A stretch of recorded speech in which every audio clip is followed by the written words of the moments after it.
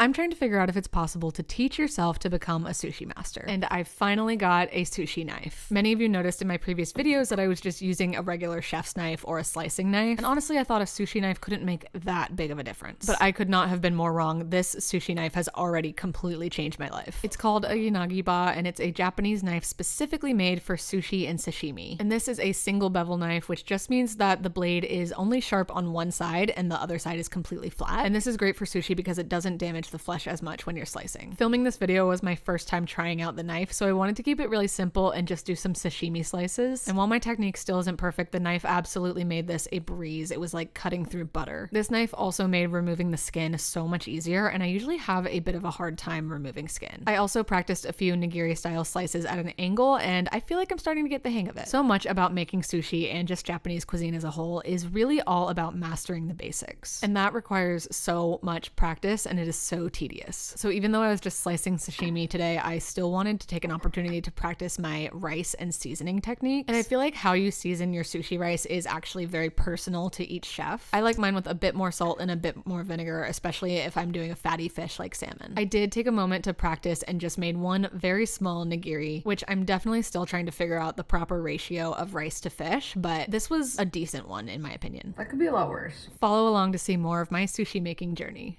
This thing, complete game changer. Okay, who wants fish scraps? Good boy.